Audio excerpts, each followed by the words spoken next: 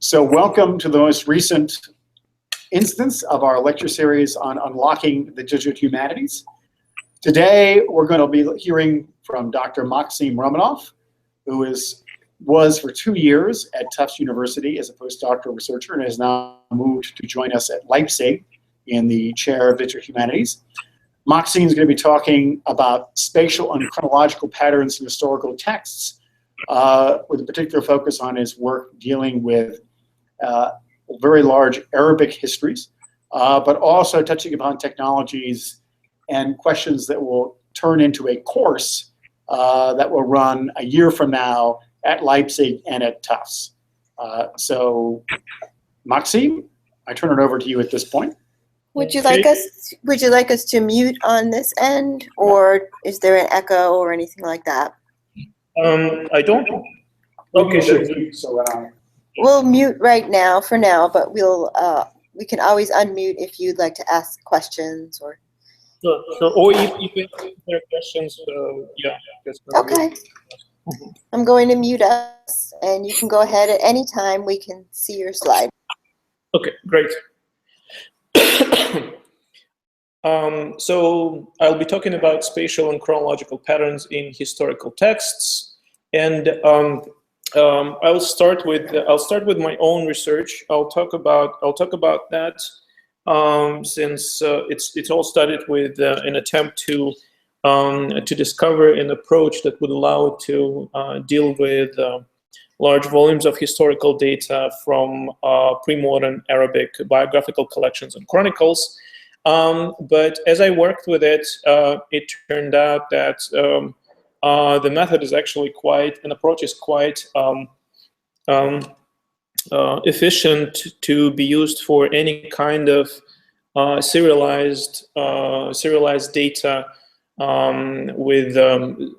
particularly with some level of uncertainty in descriptions and so on and so on. So I'll start with my own work, and I'll finish with the results, with just highlighting some results of how we use this approach in the course that we taught together with Greg at Tufts last year, Introduction to Text Mining for Students of the Humanities. So the starting point was to come up with a data-driven approach to the social history of the Islamic world through the analysis of biographical collections. A number of scholars have noticed and wrote a lot about the importance of these sources for understanding Islamic social and religious history.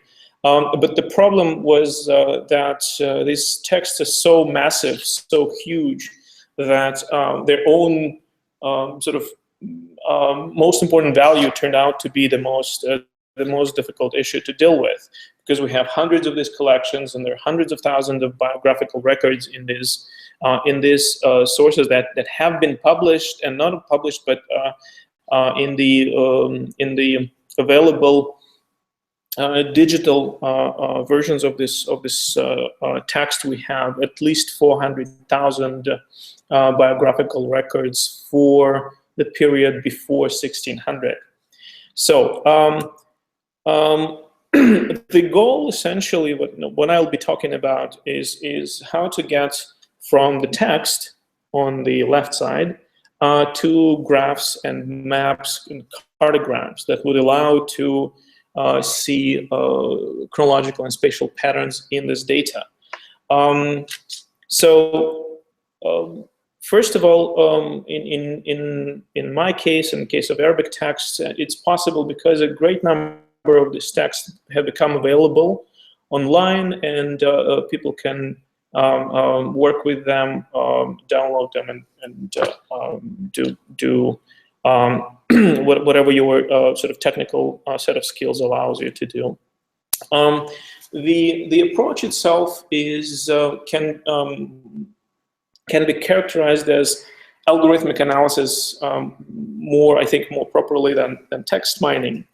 I think that Stephen Ramsey, in his book Reading Machines Toward an Algorithmic Criticism, sort of talks about something similar, if not entirely, about what I'll be talking about.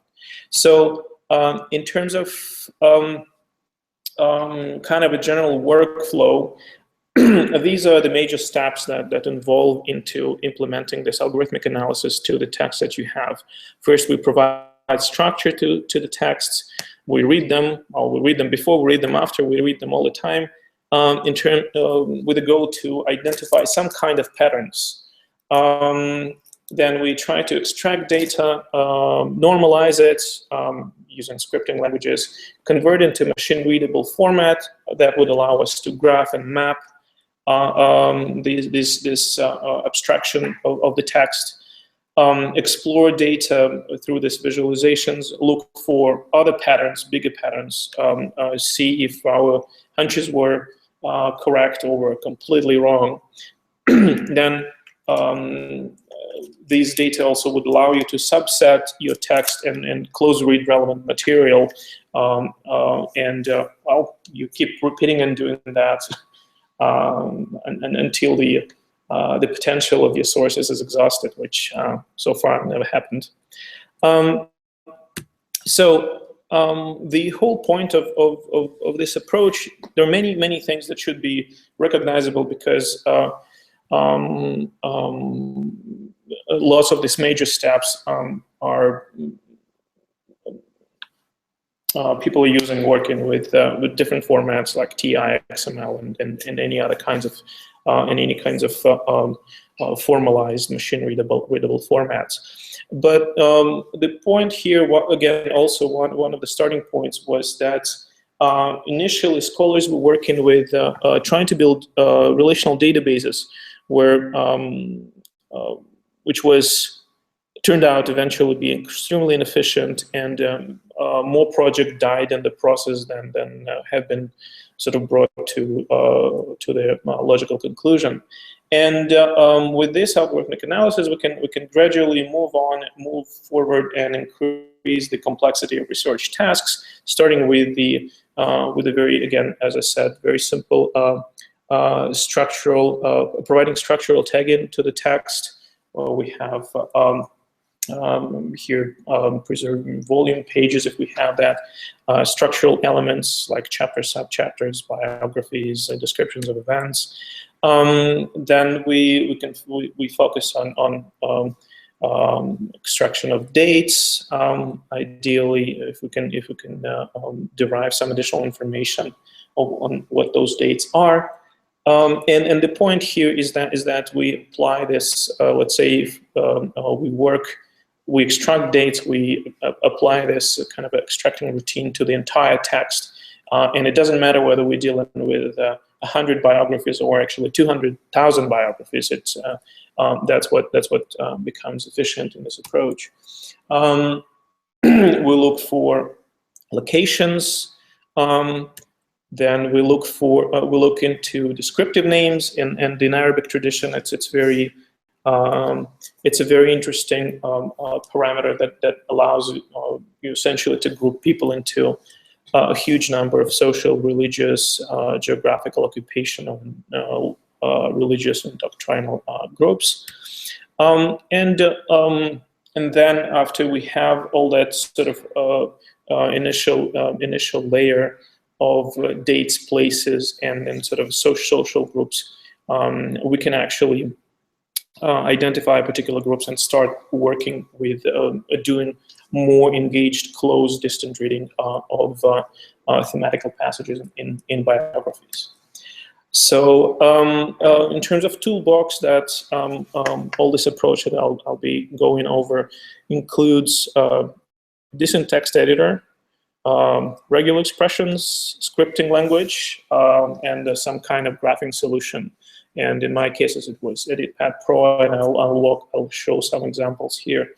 Regular expressions are universal to scripting language. Python and R is perhaps the easiest graphing software to use, and also extremely robust in its features. So, sorry.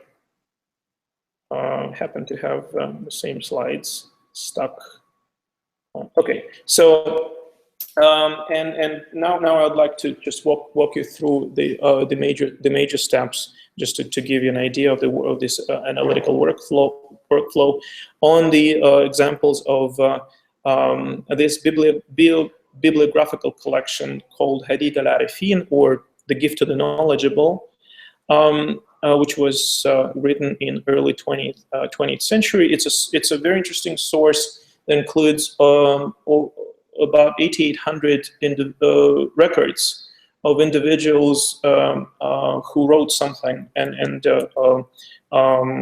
each record includes a list of books. So here's a very typical record. It's most of them are not very long, but they actually have a lot of interesting data to work with. So, not to torture you with Arabic, this is what it is in English. So we have, as a title, we have the name of a person, Al-Harawi. Then we have, so it's Abu Sa'id Ibrahim ibn Tahman ibn Shu'aib from village of Bashan, a resident of Nishapur. He traveled to Mecca and died there. He was jurist, transmitter of hadith. He died in 163 in its Hijri date, Islamic calendar. He composed, and then we have a list of books: the Exegesis of the Quran, Legal Hadith, the Book of Two Celebrations, and the Book of Virtues. So, looking at this text, you can what this approach implies is that we look at the text and we try to identify some internal structure, whether it's provided by punctuation or some additional characters, but actually in most cases some textual patterns. So you can see here, for example, a black block with in English it's a word he composed. In Arabic is sammafa, if you look through the entire collection, through all the biographies, he's always using some kind of phrase which allows you to separate biographical information from bibliographical information. So we can use it as a leverage to split the biography, bibliography into biographical and bibliographical part, and then apply different analytical routines in order to extract information from biography and from bibliography. So as we move along, for example, here we have, let's look here. So you can also see that the books here are separated by commas or periods in the original text. So those can be used to split the bibliography into the list of books, and we can end up with something like this. Tabulated data. So we have the identifier of an individual, HA0006, which stands for Hadith al-Arifin, the sixth biography in the list. We have a year here. In this case, it was rather easy to extract because we have numbers, but with Arabic, it's actually not that difficult to analyze even spelled out dates. And then we have a list of books. So, manipulating this data into different combinations, we can get that we have 4 books written by an author who died in 163. So, all that information is then collected into this kind of a tabulated format. Here we have the very first column sort of describes what kind of information that is. Then we have again the ID of the author. 200 stands for the year, and that's just sort of rounded up to the closest 50. And then we have a sort of vocabulary from a biography and vocabulary from books. So these highlighted we have a tabulated data on books. Then we have tabulated data on vocabulary from book titles, which we can use for identifying, let's say, well, at least try to identify forms, themes, and topics of books. It's a tricky part, but I'll show you some results later on. And then we have a very robust vocabulary of from the biography itself. The next step involves converting, collecting. And with the results that we have here, for example, again, we can count how many books the different author wrote, and in what period how many books were written. And here's the first interesting result is when we can look at the most prolific authors that are listed in this collection. And on the third, number third in this list is Al-Kindi, the philosopher of the Arabs, with 253 books from which are clearly stated, given in this collection. And on the 14th, number 14th is Al-Farabi, the second teacher after Aristotle. And most of the other authors here are famous religious scholars. As-Suyuti, number one, is Sheikh al-Akbar. It's a famous mystic from Spain, Ibn Arabi, and so on and so on. So what happens then? We collect this information into again machine-readable tabulated format. So here we have again, it's we just removed everything that's not related to biographical information. And as you can see that here, an individual is represented by this kind of ID, date, and vocabulary taken from biography.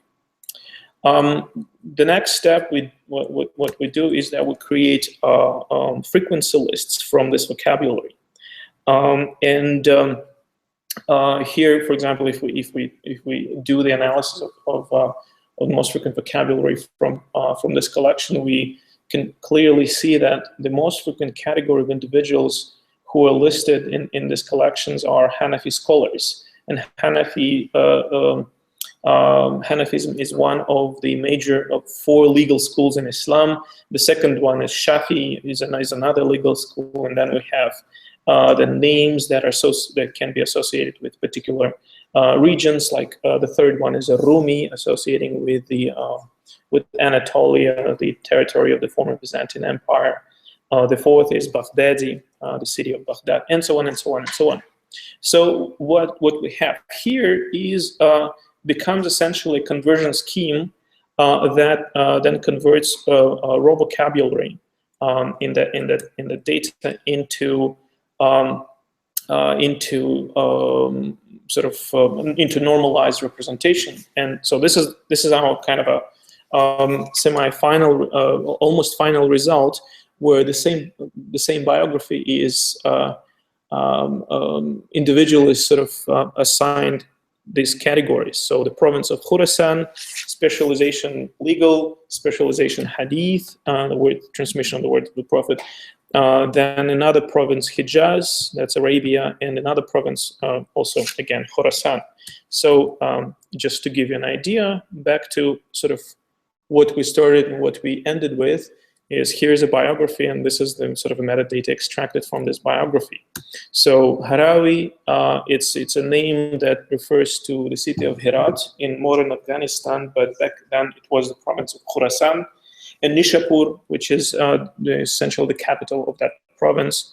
So it becomes this sort of a unified PR, stands for province, Khorasan. Jurist becomes specialization. Transmitter of hadith becomes specialization in hadith, and Mecca converts into the province of Hijaz. And now we have this information in machine readable. Oh, and the date is converted into. And here I grouped it into larger periods, but that's not really necessary. And as a result, we have this machine readable data that we can start graphing. So whatever solution you use, and you can do it even the simplest forms and just in Excel, but it's convenient to use something that allows you to query this data subset more efficiently. So here's the chronogeography. It shows two major regions that we can identify in this collection, and one of them, none of them are surprising. So the first one, the earliest, is Iraq, and it corresponds very nicely to the peak of the Abbasid Caliphate, and the very peak actually falls onto the translation movement from Greek, Syriac, and Persian into Arabic. So we have lots of individuals in the very early period. But then, as Iraq declines, we can see the rise of the Ottoman Empire, the orange line. In a similar way, we can see now how different regions, other smaller regions, are represented. We have here Al-Andalus, Spain, with a blue line. Red line is Iran, and we have a very strong peak in the early period, and weaker in the later period. And the first peak corresponds to what scholars of Islam often refer to Iranian intermezzo, when Iran played a really important role in supplying people of learning to the common Sunni culture. And in a similar way, we can see other regions also becoming prominent at certain period, which very often corresponds, well, pretty much always correspond to the rise and rule of prominent dynasties in those regions. So, for example, the green line here is India, and also it corresponds to the period of the rule of the Mughals in that region. Furthermore, we can look at the development of different forms of writing, and here we have sharh and hashiya. Sharh is a sort of an extensive commentary, and you can see how the genre, how this form grows, becomes more and more prominent by essentially after the formative period of Islam, and the lesser form hashiya, which is in most cases is a sort of a side note commentary on a commentary. You can see how it appears after that, and doesn't really become as prominent as sharh as a form of commentary. We can look at different subjects. So this one, for example, represents the form of refutation of heretical opinions and other and non-Islamic religious groups, and you can see how this form is incredibly strong it's actually in the very early period when Islamic culture goes through its formative period, when the major values and beliefs are defined, and they often defined in terms of refutating somebody else. So it's kind of through negative, through rejection. Astronomy, you can see how it's prominent in the early period, then it declines, and then we have another rise, and which corresponds to the rise of the Ottoman Empire on the territory of former Byzantine and of the Safavid Iran in Iran. Medicine, also, we have way more books for some reason in the early period than in the later. Falsafa, which Arabic word that refers to philosophy, specifically to Greek philosophy, to the Greek tradition of philosophy. We see a lot of engagement in the early period, but then it sort of declines. This graph shows anything traceable to Greek authors. Also, you can see that the level of engagement is very strong in the early period, then it sort of wanes. Logic, that's a slide for Ricardo. Here we actually have the general trend is actually going up with an interesting peak around 700 Hijri, which is about 1300 Common Era. Languages, what languages people are writing in, and most books here are written in Arabic, because that's the Latin of the Islamic world. We can also see that people are starting writing in Persian and Turkish, And again, that also nicely corresponds to Turkish. You see this orange curve also corresponds nicely to the formation of the Ottoman Empire. And the green one, it's something that's very difficult to identify because they use Persian and Turkic words in the titles, but it's not entirely clear which whether that's Persian or Turkish. As you remember from that metadata, we also get a lot of geographical connections, geographical data, and we can and we can use that to try to understand the shape of the Islamic world during this period through connections. So how, if we look into what were the places that people were visiting in the course of their lives, of course based on whatever data we have, and we can see this firstly, the very strong connection between Iraq and Iran, and as I mentioned already, Iran was a major producer of cultural elites in the early period, but gradually that declines. We get to the period that this is roughly this is the century when Islamic world was shuttered by climate change, invasion of Mongols, and many other things, and this connectivity, this connection, strong connections among these regions may indicate the fact that people were forced to move more around and at longer distances.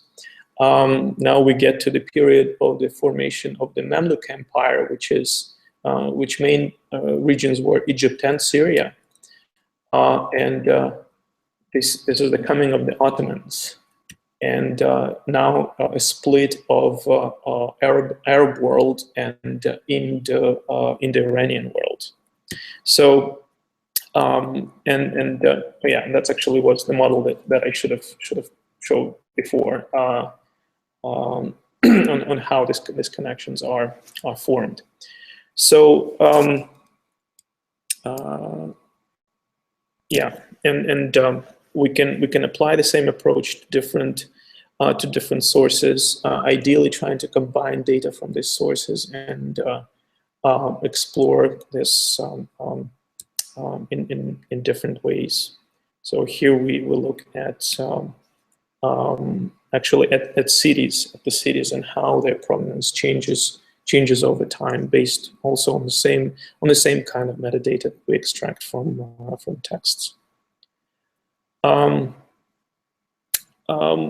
Having data in that machine readable format also allows to clearly subset information by different parameters and take a closer look at subsets. So here, for example, we have information on Spaniards and their connections to the rest of the Islamic world. And here's connections from Khorasan, northeastern Iran. And what we can learn, for example, is that different regions have different orientations in terms of what they connected to, and that, of course, changes over time if we put it into dynamic format. And you can see how this Andalus, for example, it changes connection between Egypt, Syria, and North Africa. And the same with Iran also shifts. So the same approach can be used for collecting and modeling more complicated data, and we've done it particularly with geographical data, and then converting it into some kind of representations that would allow us to see the geographical data in more conceptual form, and visualize the extent of the shape, the extent, and the peculiarities of Islamic geography. So here's the example of how provinces that are mentioned in those sources are actually located in the Islamic world. And an interesting thing that we can see is that they're not exactly touching each other. So we have islands of highly of settlements of high density, and then separated essentially by often by unlivable territories. So let me jump out of this. So that's essentially the kind of a quick overview. And I don't know if there is an interest. I can show how that's done on the level of sort of initial working with text using a sort of a tagging schema, very simplified, flexible tagging schema that can be used for making a lot of textual data readable. So I have only one person here to ask, and I don't know what's on your side, guys. You're muted. No. You what? You good? We're back. Okay, so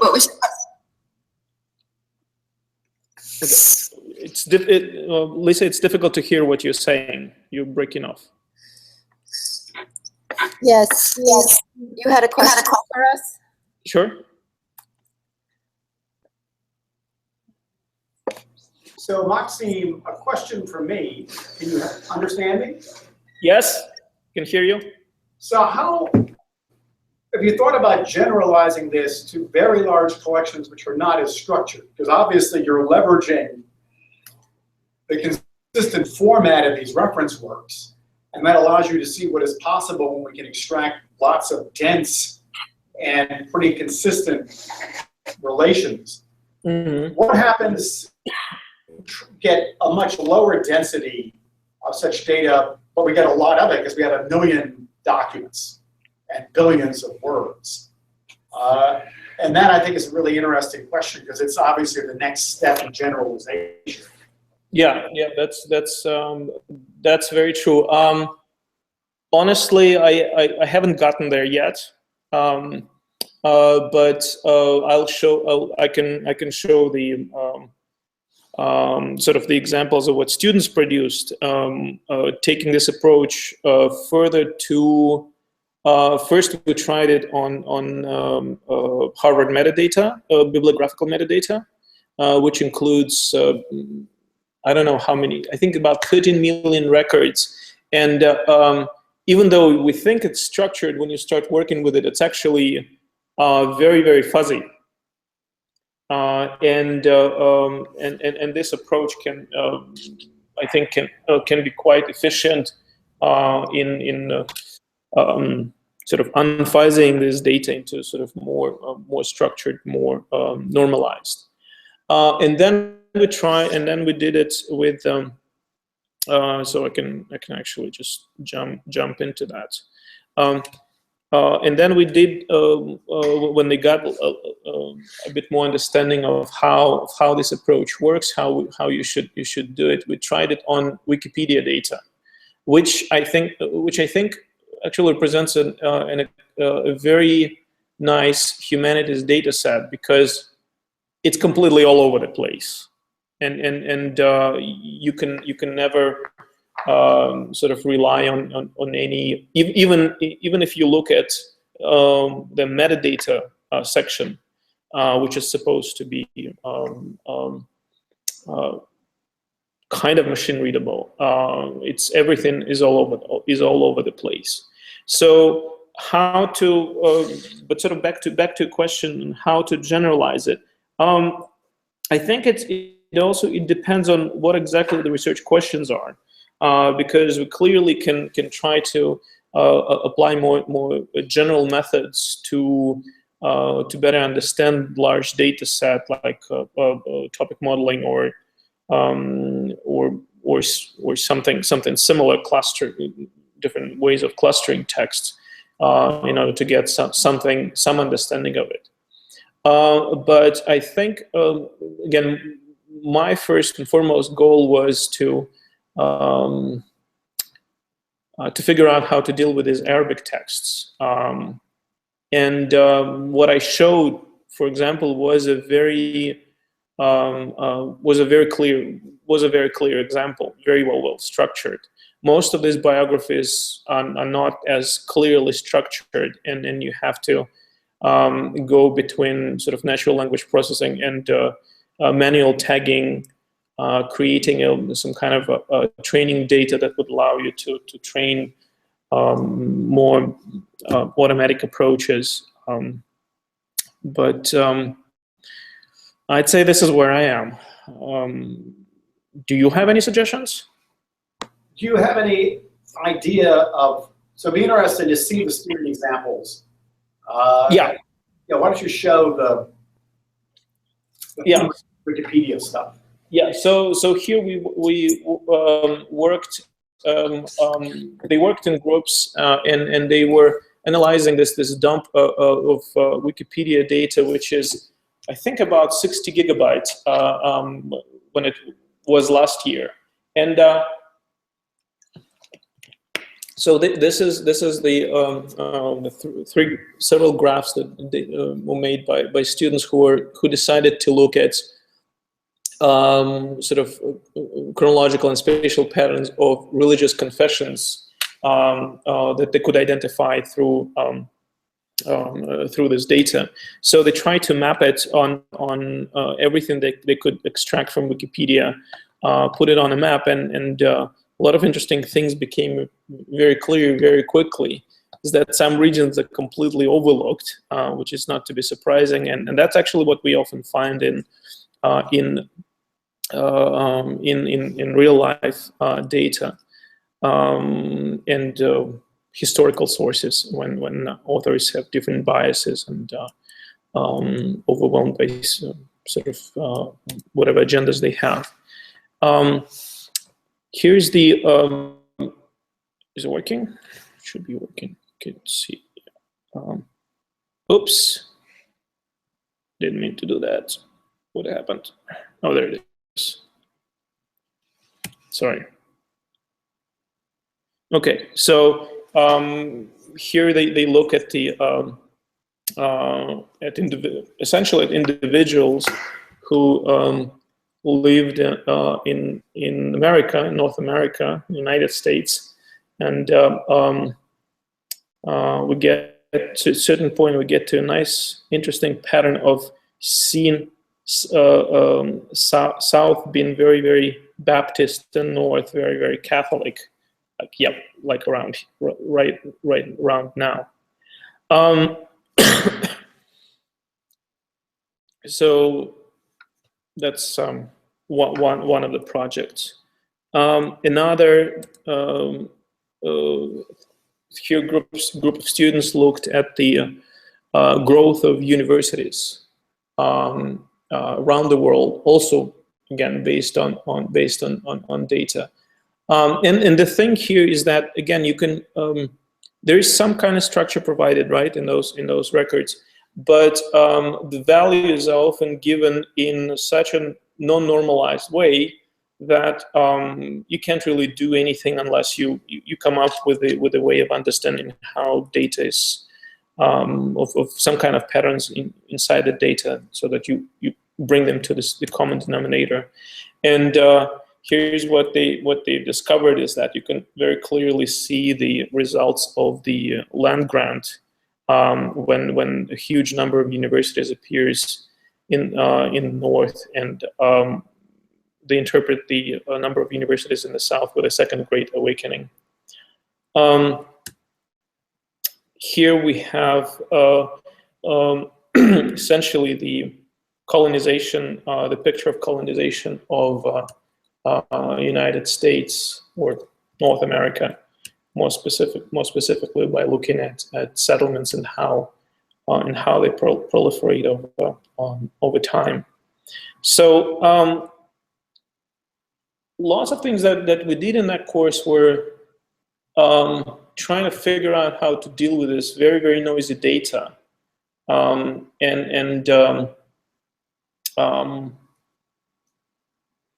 I don't know. I think they did a really great job, but we kind of didn't really get into the actual interpretation and working with how how do you actually use it for further research. So it was more sort of on the technical side. And yeah, there were other projects also, but I just picked up the most visually striking results. Does that? Yeah, that's the Wikipedia thing is pretty general, and people do tremendous amounts with that. I think a question is how many historical traditions have big reference works, and I believe the classical Chinese tradition, for example, has lots. Yeah, yeah. That's not an accident because they're on the Silk Road and they probably are interacting with each other. We have some with Greek that they're not as huge as what you've got, but I think analyzing reference works at different periods of time is going to be a really interesting topic and will lend itself to these methods often. So I think this is what you're describing is crucial case studies within what we might call data science and the humanities. Because you're starting with the identification, normalization, and extraction of data. Yeah. What is data? What does it mean? So this is a very powerful concept. But I think if you frame the sort of data science part of it, or make that more explicit, I think that'll make it also clearer how this connects with other topics. So. Yeah. I see your point, Greg. And actually, I've just relatively recently discovered that scholars who work on classical Chinese, they use actually a very similar approach to extracting data from Chinese texts. But that's of course essentially, in many ways, it's the first exploratory distant reading of a source that is meant to identify some kind of historical patterns, which you then go and do a more traditional research, identify different patterns and try to see if where that takes you further. So I'm not entirely sure if we can call it data science in kind of in a very, very abstract way, because at least the way I see this approach, it's primarily about knowing your texts quite intimately. Then it can work, and in many ways to offer an alternative to this kind of language agnostic methods like topic modeling, for example. Which you can run on any language with different success, different level of success. So. Well, Marie Claire is working on a data science for humanists course with computer science here. She was on the Hangout. I don't know if she's on it right now, but I just emailed her. So we should systematically try to integrate this with that, because as far as I'm concerned, this is a special case of that general field. Oh no, yeah. With that yeah. And extremely exciting. So, okay. Well, I think we could. If you have anything else you want to add, Maxime? I just wanted to quickly show this this markup approach that can be used for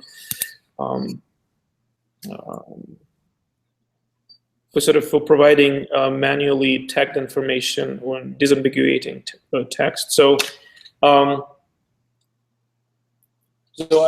just sort of did a short mock-up text just to give you an idea, and we have a sort of a chapter first level which talks about biographies of from the 1st century, and then we have chapter of the 2nd level that talks about biographies of Meccans, and then we have 3 biographies. So again, one of the things that I've been working on is to come up with a schema that would allow to do a very quick, very efficient tagging that would then allow you to go into the kind of work that I've been just showing. Because the way the texts are, you can't really do it right away. So here I showed a very quick way of tagging chapters of different level and selecting biographies.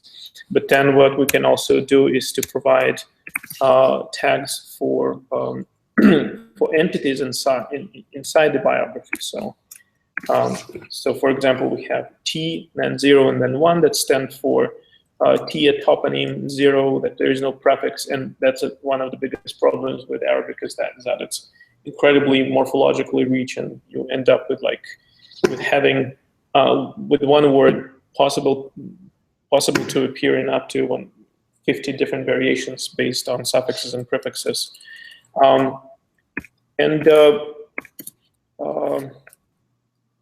this of course can be done in sort of semi-automatically through sort of tagging using lists, categorical lists, and then either use those results or have a way to disambiguate them manually, and sort of starting working with the more precise, more leveraged, manually clean text. And here, just to give you an example how we can, and this will be, the next toponym is 3 words, and the tag allows to capture all 3 words that follow. Here we have people, so these are P02, so we select the next 2 words as a way to capture that, and 3 words here to capture the 3-word individual. So that's this very light, very efficient schema, which is online. You can just install it and start using it. But more importantly, this is an approach, a very flexible approach, principle rather than a standard. That's designed with the idea to be fast and efficient for collecting data, for testing hypotheses or hunches when the hypothesis before they become hypotheses.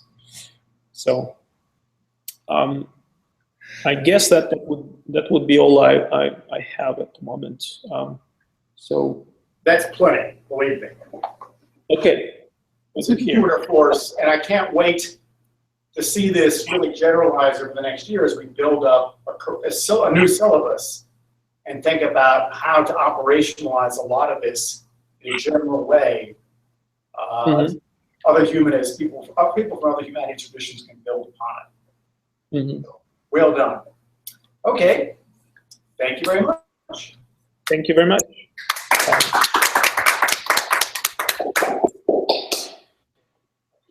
We have now 2 people on this side. Thank you, Maxim.